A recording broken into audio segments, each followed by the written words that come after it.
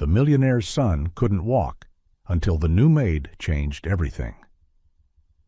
The Italian leather briefcase slipped from Alejandro Moreno's hand and struck the marble floor with a dry, echoing crack that rang through the vast entrance hall of the mansion. But Alejandro did not hear it. All of the powerful man's attention was locked on the back garden, where the morning sunlight streamed through the floor-to-ceiling glass windows. A sight his mind refused to accept. His son, Lucas, was standing, not seated in a wheelchair, not suspended in physical therapy harnesses, not supported by metal frames bracing his fragile legs. The 3-year-old boy, the child whom the finest doctors in Europe and America had declared would never stand again, was standing alone on the grass. His tiny orthopedic shoes sank gently into the lawn. His legs trembled, as fragile as young branches in the wind. His little body swayed, unsteady, yet he was standing. Alejandro felt his lungs stop working. The air seemed crushed inside his chest. His heart raced wildly, from fear and from a feeling that had been buried for 2 long years. Hope. About 2 meters away, a young woman was kneeling on the grass. She wore a simple blue maid's uniform, a neatly tied white apron, and strikingly out of place were the bright yellow rubber gloves on her hands, a color completely foreign to the refined garden of the elite.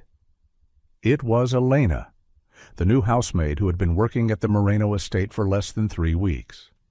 Elena did not look at Lucas with pity, like so many adults did. She looked at him with a radiant smile, her eyes shining as if the child before her were not sick, but a champion preparing to win. She gently clapped her yellow-gloved hands together in a soft, steady rhythm. "Come on, my little prince," Elena said.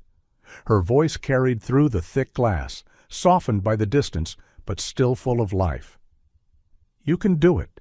You are very strong."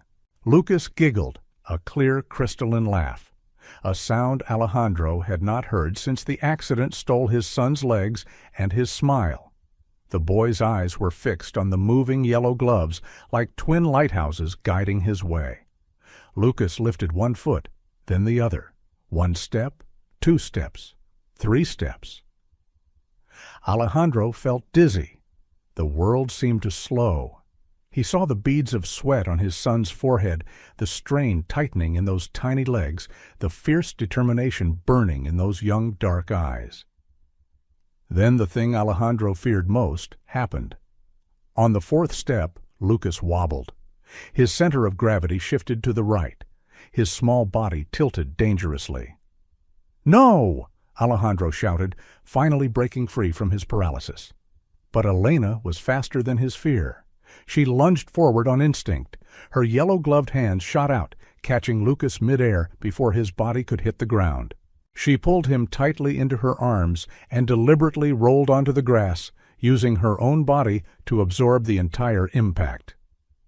Lucas did not cry. Instead, he burst into joyful laughter, wrapping his arms around Elena's neck with a strength that would have surprised any adult. Alejandro Moreno ran into the garden so fast that he did not even realize he had done it. The sliding glass doors tore open with a sharp screech, but the garden remained suspended in the fragile moment that had just occurred. Elena was sitting on the grass, her back slightly curved, her arms still wrapped tightly around Lucas against her chest like an instinctive shield. "What the hell do you think you're doing?" Alejandro's voice rang out, hoarse and cutting. It was not only anger, it was the primal fear of a father.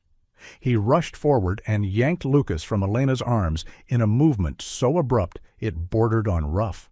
His hands trembled as he checked every arm, every leg of his son, as if 1 second too late would be enough for the child to shatter before his eyes. "Do you know what my son is suffering from?" Alejandro roared. "His spine is so fragile that even one fall could—" "Sir, please calm down," Elena said, springing to her feet. She brushed grass from her apron, but her eyes did not retreat. Lucas did not fall. "But he could have," Alejandro cut in. You have no right to gamble with my son's life. I made it very clear. He is not to leave his wheelchair." Lucas began to stir in his father's arms, not in pain, not in fear. The small boy arched toward Elena, his tiny hands reaching out as if searching for something familiar. "Nana?" The sound froze Alejandro in place. It was not a cry. It was a word, a broken, unfinished word, but unmistakably real. Lucas had spoken. Alejandro bent down toward his son. For 2 years, Lucas's language development had nearly stood still.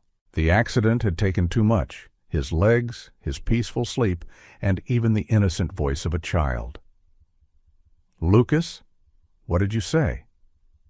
Alejandro's voice trembled. The boy frowned in concentration. His small hand clutched his father's lapel. Then Lucas slowly turned and pointed his tiny finger at Elena. "I walk?" Each syllable came out with effort, as if pushing through an invisible wall. "I walk already." Time seemed to freeze. Alejandro felt an invisible force strike straight into his chest. So hard he had to draw a deep breath to remain standing. The man who had faced $100 million deals, who had made decisions that determined whether thousands would lose or gain their jobs, now could not even trust his own ears. Elena stepped forward, her voice softer but steady. "You see," she said, "he is not disabled. He is just a child who has been taught that he cannot." Alejandro snapped his gaze to her. In his eyes, a violent battle raged between logic built from medical reports, scientific warnings, and the image of Lucas wobbling across the grass just minutes before. "You are not a doctor," Alejandro said, his voice lower now, no longer as sharp as before. "You do not understand the risks." Elena nodded. "I am not a doctor. I am only someone who sees a child who is alive, who still feels, who still wants to move forward." She looked at Lucas, her gaze softening. "Nerves need commands to wake up, sir, and fear is a very poor master." Alejandro tightened his hold around Lucas. He looked down at the small leg still trembling from the effort moments earlier. Inside him, a strange sensation began to rise. Not quite belief, but no longer absolute denial either. It was the first crack in the fortress Alejandro Moreno had built around his heart over the past 2 years. That afternoon, the back garden of the Moreno estate returned to its usual quiet. But inside the grand hall, the atmosphere was entirely different. Alejandro sat in the living room with Lucas in his arms, the boy's small legs resting loosely on the expensive Persian rug. The child had fallen asleep after the intense exhaustion of the morning, yet traces of effort still lingered on his face. Alejandro gently stroked his son's hair, his gaze distant. He was trying to convince himself that what he had witnessed was only a fortunate moment, an unconscious reflex, a rare positive accident, and not a true miracle. Just then, the sound of heels echoed. Click, click, click, sharp, decisive, and so familiar that Alejandro did not need to look up to know who it was. Veronica Moreno, his sister-in-law. The woman wore a fitted, cream-colored designer dress, its value enough to pay Elena's wages for many years. Veronica's hair was flawlessly styled, her nails painted a deep red, the color of power and control. "You're home late," Veronica said, her voice sweet as honey, while her eyes immediately locked onto Lucas. What was all the commotion this morning? The entire staff was buzzing. Alejandro exhaled softly. "Nothing serious." Veronica raised a brow and stepped closer. She bent slightly to inspect Lucas as if evaluating a fragile possession. "He stood up?" she asked, her voice lowered, laced with carefully rehearsed astonishment. Alejandro did not answer. His silence was answer enough. Veronica straightened, the corners of her lips lifting faintly. "Alejandro, I know you're desperate. I am too. but you cannot allow that desperation to make you lose your judgment." She flicked a glance toward the corridor, where Elena had just passed by, carrying wet towels into the nursery. "Who is she?" Veronica asked, as though noticing her for the first time. "The new maid," Alejandro replied. "Her name is Elena." Veronica let out a soft laugh, one that never reached her eyes.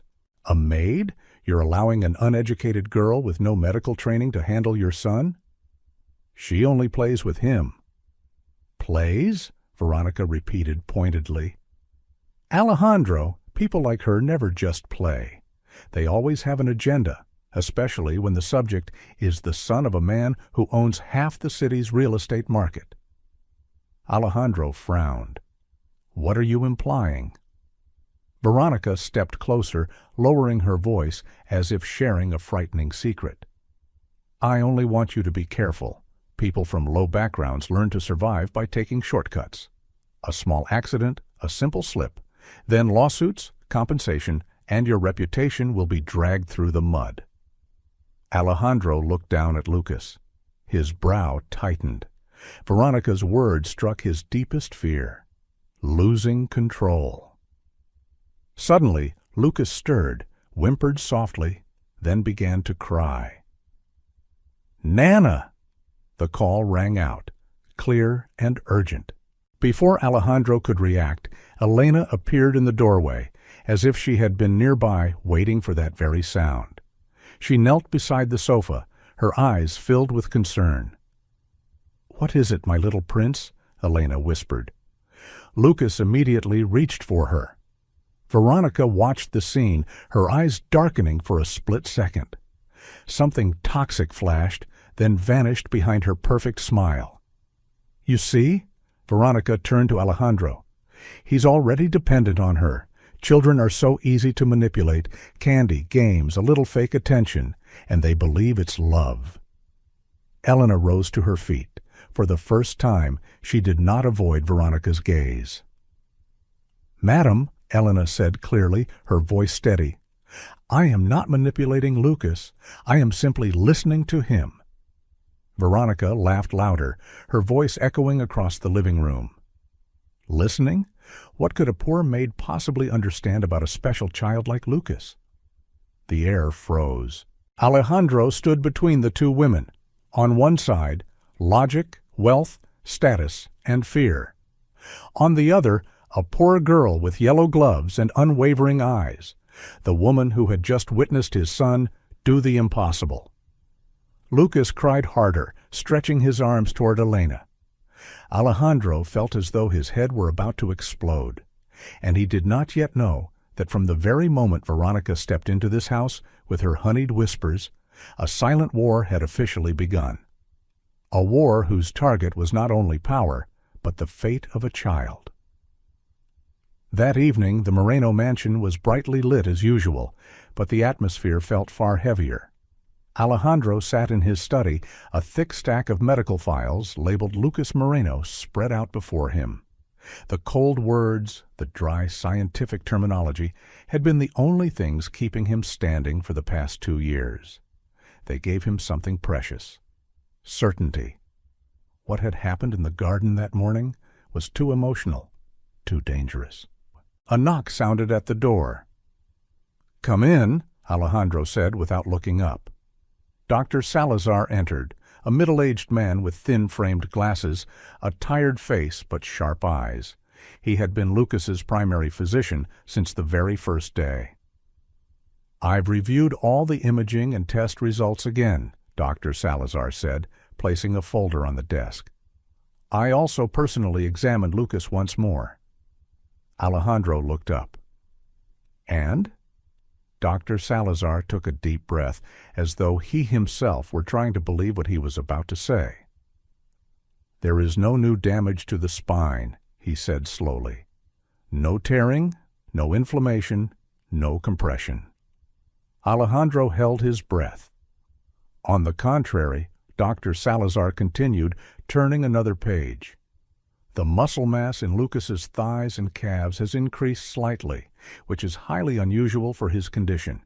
His neural reflexes have also improved by about 30 to 40% compared to the last evaluation. Alejandro felt his heart pound. "You mean this morning didn't cause harm?" Dr. Salazar met his gaze. "I mean, it appears to have brought benefits." Silence stretched. "But," Dr. Salazar added gravely, "I do not encourage activities without medical supervision. There are risks involved." Alejandro nodded. That was exactly what he needed to hear, a warning to keep everything under control. "Whatever you're doing," Dr. Salazar concluded, pointing at the final note in the report, "don't stop.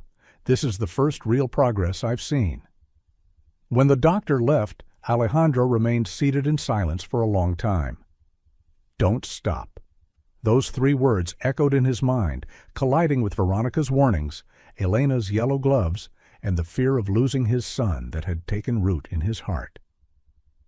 Alejandro stood, intending to find Elena to talk, but as he passed the corridor leading to the servants' quarters, he suddenly heard Veronica's voice. "Listen carefully, Elena." Her voice was low and blade cold. "I don't care what you do with the boy. Walk, crawl, or fly. I couldn't care less." Alejandro stopped, pressing his back against the wall.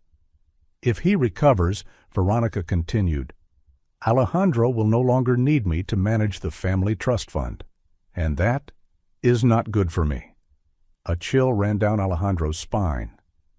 "So," Veronica said, each word dropping heavily, "you will leave this house, voluntarily, or by any other means." A pause. Then Elena's voice answered, trembling slightly, but resolute.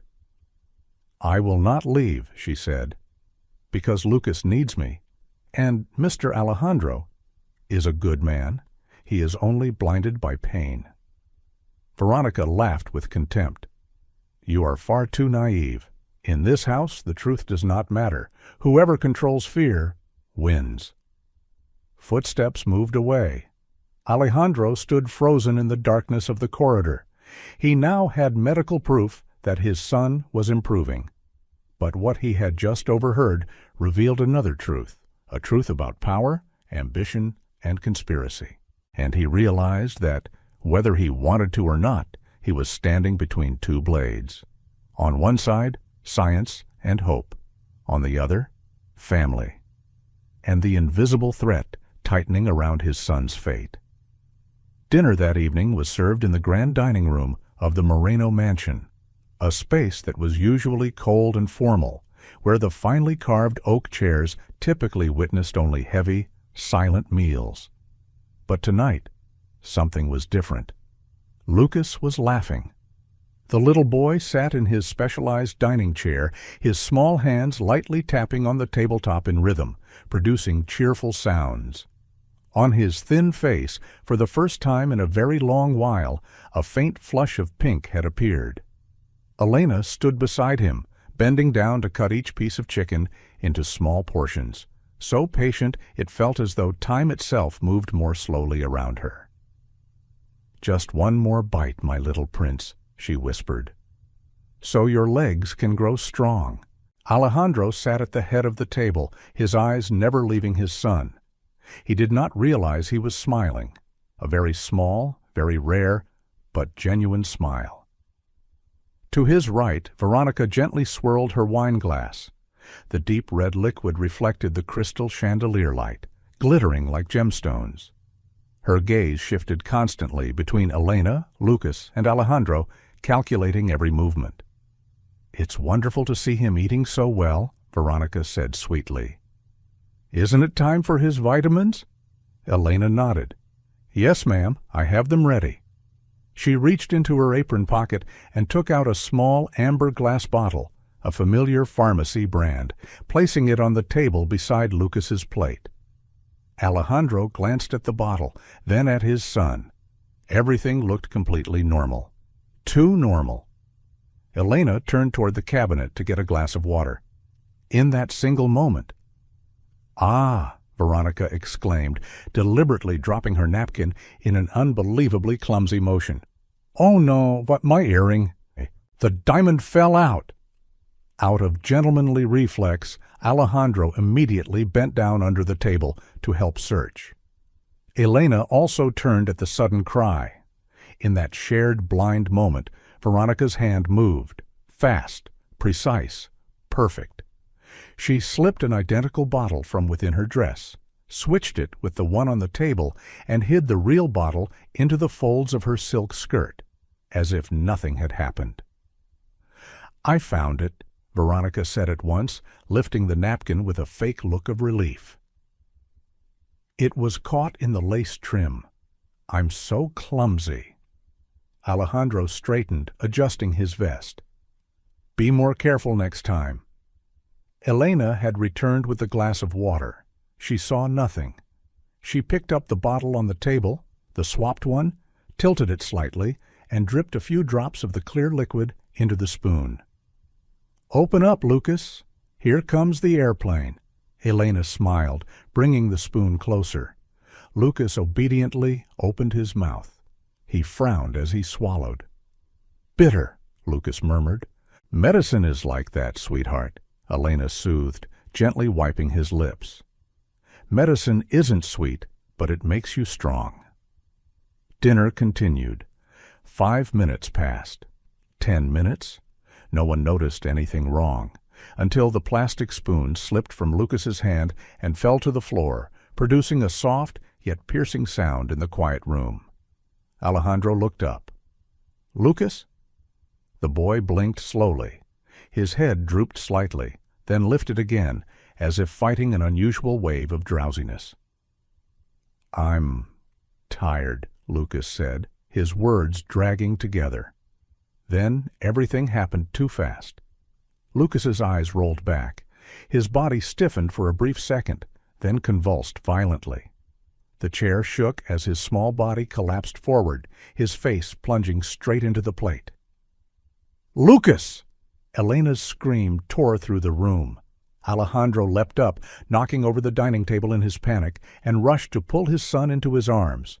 Lucas's body was limp, his skin pale, his breathing terrifyingly weak.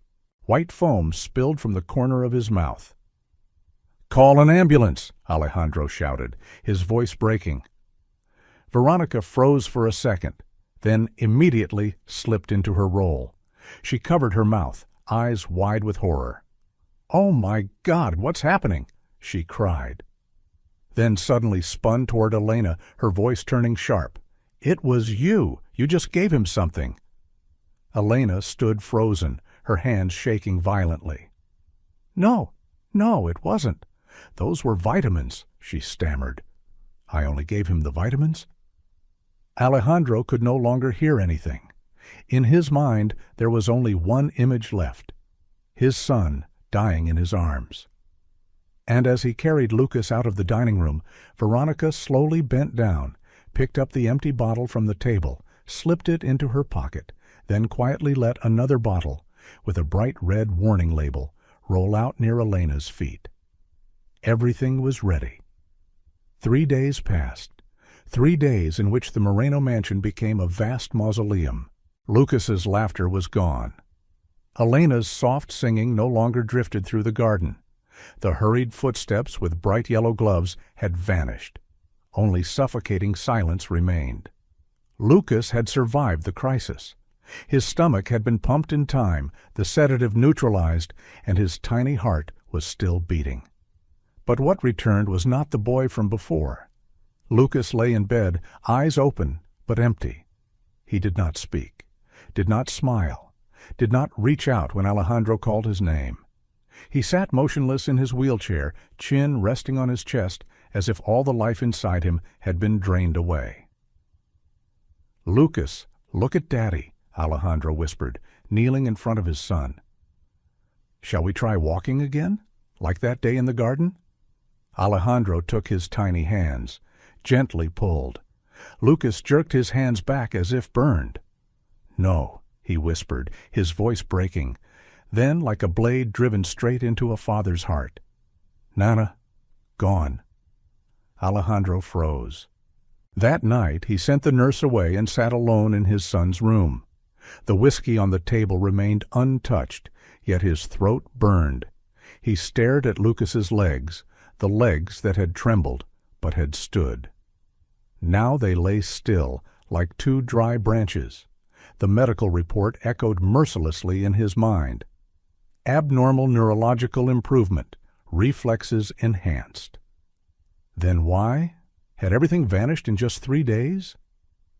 Alejandro rose and wandered to the kitchen like a sleepwalker. The kitchen was spotless. Too spotless. Veronica had ordered a complete cleaning just hours after the incident, citing hygiene. A sentence suddenly echoed in his mind, like a voice from hell. Check the kitchen trash. Alejandro stopped cold. Today was Wednesday. The garbage truck came on Thursday. He turned and strode out the back door. The hot afternoon wind struck his face, carrying the stench of waste from the large green bins. Alejandro rolled up the sleeves of his expensive vest. Hands that once signed million-dollar contracts now trembled as he lifted the lid. The stench rushed out. "I've lost my mind," he murmured. "You've completely lost it, Alejandro." But he kept going. First bag, leftovers. Second bag, tissues, plastic containers. The third bag was smaller, tightly tied and carefully hidden inside. Alejandro tore it open. Inside was an empty glass bottle. Not the vitamin bottle, a powerful sedative bottle, exactly the kind the doctor had named. Alejandro's heart pounded painfully. He held the bottle up to the sunlight, filtering through the frosted glass. And then he saw it. A faint red smear clearly visible on the label. A fingerprint. Dark red. The color of luxury nail polish. A color Elena had never worn. Alejandro squeezed his eyes shut. Images from that dinner rushed back. Veronica swirling her wine glass. Veronica dropping her napkin. Veronica's carmine red nails glowing beneath the chandelier. Alejandro opened his eyes, gripping the bottle until his knuckles turned white. "What have I done?" he whispered. He looked up toward the second-floor balcony. The door to Veronica's room was slightly ajar. Soft music drifted out, the relaxed laughter of someone who believed she had already won. Something inside Alejandro collapsed completely. Not fear, not hesitation, but the illusion that he truly knew his family. He had handed his son to a monster and thrown the only innocent woman into hell. Alejandro pulled out his phone. His hand trembled, but his voice was terrifyingly cold as he dialed. "Alonzo," he said to his private criminal attorney, "cancel every meeting. Go to the police station immediately." On the other end, Alonzo hesitated. "Alejandro, what's going on?" "I need you to get Elena Ruiz out of there," Alejandro growled. "Today." He ended the call. Then he returned to Lucas's room. The boy still sat motionless. When he saw his father, Lucas looked up with reddened eyes. "Daddy," he whispered. "Daddy wrong." Alejandro dropped to his knees before his son and pulled him tightly into his arms. "Yes," he whispered, tears falling for the first time in years. "Daddy was wrong, and Daddy will fix it." The real war had just begun. That night, Alejandro Moreno did not sleep. He sat in his study, the desk lamp casting light over his hollowed face. His eyes were bloodshot, yet chillingly alert. On the desk lay the empty medicine bottle sealed in a temporary evidence bag. Beside it were Lucas's medical files and a copy of Elena's arrest report. All the pieces were finally in front of him. And for the first time in years, Alejandro understood a terrifying truth. The enemy was not out there. It was inside his own house. The door opened without a sound. Martín Alvarez, head of security for the Moreno Group, stepped in. A former intelligence officer, taciturn but never mistaken. "You called for me," Martín said. Alejandro slid the bottle toward him. "I want you to test this. Fingerprints, residual contents, and I want to know who touched it." Martín glanced at it and immediately understood. "Not through the police?" "Not yet," Alejandro replied. I need the truth before someone has time to erase it. Martín nodded. I'll have it done tonight. Alejandro stood and went to the wall behind his desk. He opened a hidden safe behind a painting and took out a black hard drive. The house security system, he said. Veronica claims the footage from that night malfunctioned and was erased. Martín gave a faint smile. If it's your system, there is no such thing as erased completely. Alejandro looked at him. I want to see that dinner. Every second. 2 a.m, 3 large screens lit up in the security room. The footage was mercilessly sharp. The dining room appeared. Lucas laughing. Elena bending down. Alejandro at the head of the table. Then Veronica entered the frame. Pause, Alejandro said. Martín slowed the footage. Veronica dropped the napkin. Alejandro bent down. Elena turned away. Slower. Martín adjusted the speed. And then, unmistakable. Veronica's hand produced another bottle and swapped it in an instant, the practiced movement of someone who had rehearsed in front of a mirror. Alejandro did not breathe. Another angle, he said. Ceiling camera, hallway camera. Every view recorded the same truth. Veronica had poisoned her own nephew. Alejandro stepped back, his heart hammered, not in shock, but in pure fury. There's more, Martín said grimly.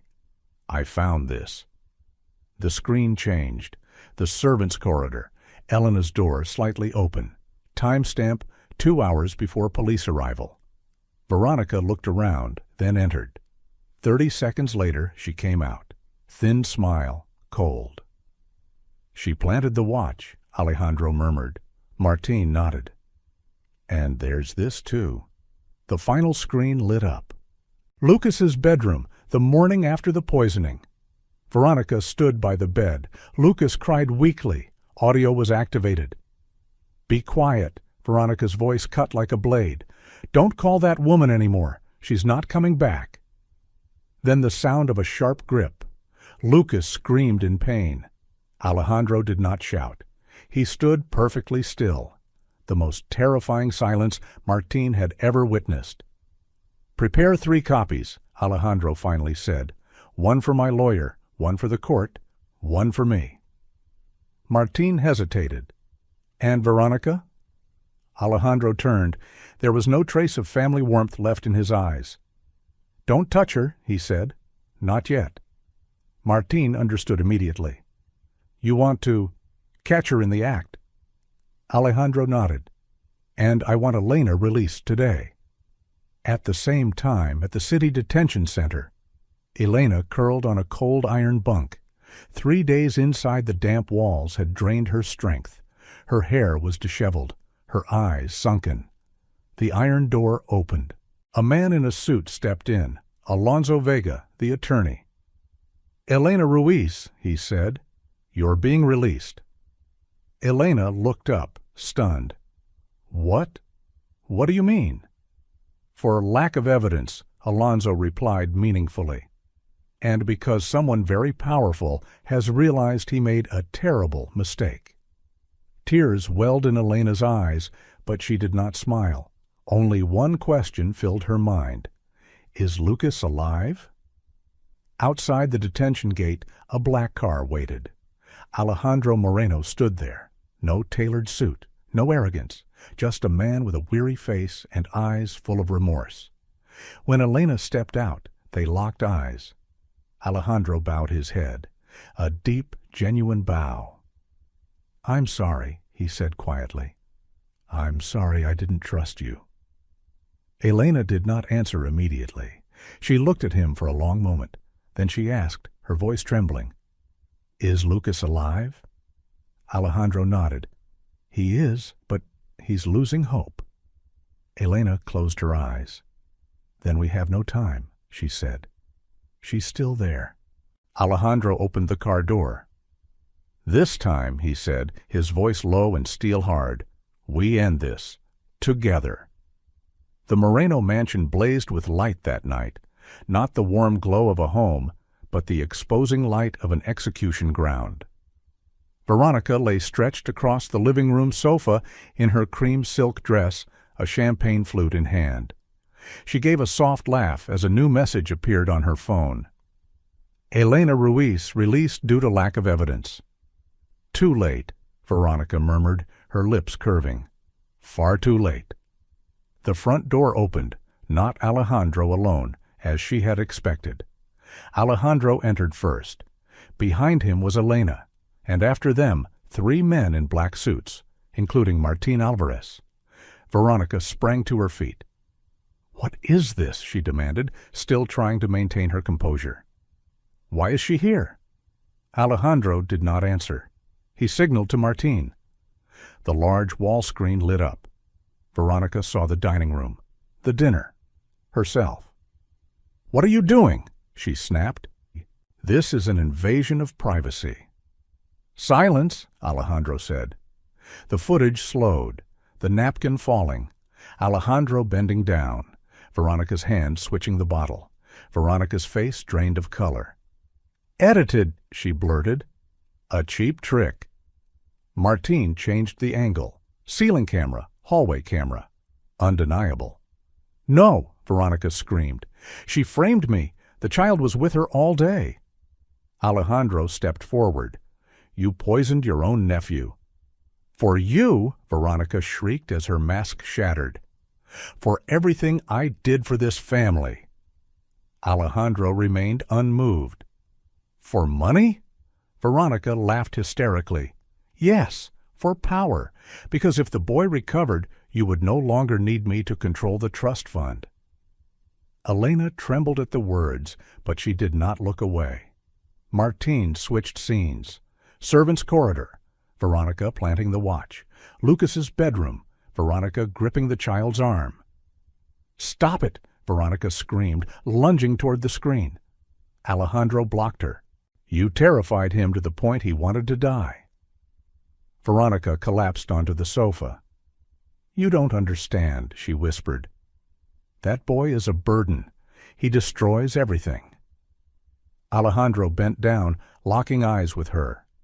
"No, you are what destroys." Police sirens wailed in the distance, growing closer. Veronica looked up in panic. "Alejandro, you can't do this to me. I'm family." Alejandro turned away. "Family does not poison children." The doors burst open. Police flooded in. "Veronica Moreno," the inspector read the warrant. "You're under arrest for attempted murder of a minor, falsifying evidence, and child abuse." Veronica screamed and struggled. As she was dragged away, she twisted to glare at Elena, hatred blazing in her eyes. "You think you've won?" she hissed. "You're just hired help." Elena stepped forward, her voice strangely calm. "I am the one who saved Lucas," she said, "and you are not." The doors slammed shut. Silence settled over the mansion like a mourning veil being lifted. Alejandro stood motionless for several seconds, then turned to Elena. "Are you all right?" Elena nodded, her eyes already on the staircase. "Where is Lucas?" "Upstairs." She did not wait. She ran up the stairs, one step at a time. Alejandro followed, more slowly. The door to Lucas's room opened. The boy sat on the bed, clutching a pillow. When he saw Elena, he froze for a second, then his lips trembled. "Nana?" Elena knelt, not touching him yet. "Nana's here, my prince." Lucas burst into sobs and ran into her arms. "I thought Nana wasn't coming back." Elena held him tightly. "Nana is here. No one will hurt you again." Alejandro stood at the doorway, watching. A man who once believed he had lost everything now understood. He had nearly lost what mattered most, his son's trust. "We still have a long road ahead," Elena said once Lucas had calmed. "He is deeply traumatized." Alejandro nodded. "This time, I will not stand aside." Elena looked at him, serious. "And I will not work alone." Alejandro understood. "You will have full authority over Lucas's care." A promise. A real promise. Outside, Veronica was placed into a police car. Inside this house, a new order had just been established. 2 weeks after Veronica's arrest, the Moreno mansion seemed to awaken from a long nightmare. But the bad dreams had not fully gone. Lucas was alive, but he was no longer the little boy eagerly practicing his steps in the garden. He flinched at sudden movements, startled at slamming doors, and woke every night in tears. "Nana, don't go," Lucas whispered in his delirious sleep. Elena slept right beside his bed on a small chair. She did not dare step away, even for a moment. Alejandro stood in the hallway, watching through the slightly open door. He had canceled every meeting and handed temporary control of the corporation to the board. For the first time in his life, he understood that some things could not be delegated. Lucas needed the presence of both of them. 6 months passed, no loud miracles, no celebrated first runs, no sensational headlines about the disabled child who stood up. Only quiet days. Veronica's trial passed quietly, without fanfare. Alejandro did not attend. He only read the sentence sent by his lawyer. 25 years in prison, no early parole, for attempted murder of a minor, falsification of evidence, and child abuse. Elena received the news and simply nodded. She was not happy. She was not hurt, because to her the greatest enemy had never been Veronica, but the fear that had imprisoned Lucas within his own body. One late autumn afternoon, the garden was carpeted with golden leaves. Lucas stood in the middle of the lawn, his arms hanging loosely at his sides. Elena stood a few steps away, her hands raised, just like the very first day. "No running," she said. "Just step." Alejandro held his breath. Lucas looked down at his legs, looked for a long time, then lifted his head. "Nana, watch me." Elena smiled, her eyes wet. "Nana is always watching you." Lucas stepped forward, 1 step, then a second. No applause, no cheering, only the rustle of dry leaves beneath the boy's feet. By the 5th step, Lucas faltered, losing his balance. Alejandro surged forward instinctively, but Elena raised her hand to stop him. "Let him choose," she said. Lucas wobbled, then steadied himself. He burst into laughter, a clear, fearless laugh. "I didn't fall." Elena dropped to her knees, tears streaming freely. "That's right. You were never someone meant to fall." Alejandro turned away, covering his face. For the first time in years, he cried not from despair, but from gratitude. Time moved on. Lucas still needed his wheelchair for long distances. There were still days of exhaustion, pain, and frustration. But he had learned the most important thing. The body may be weak, but the will is not. One evening, after Lucas had fallen asleep, Alejandro and Elena sat in the kitchen. No longer employer and maid, no more contracts. Just 2 adults sharing the responsibility of loving a child. "I used to think," Alejandro said softly, "that a miracle would be Lucas running like other children." Elena smiled. "And I think the miracle was when you were willing to sit on the floor and play with him." Alejandro laughed, a real laugh. "I was wrong about many things," he said, "but if I could choose again, I would still want to meet you." Elena met his gaze, this time without looking away. "So would I,"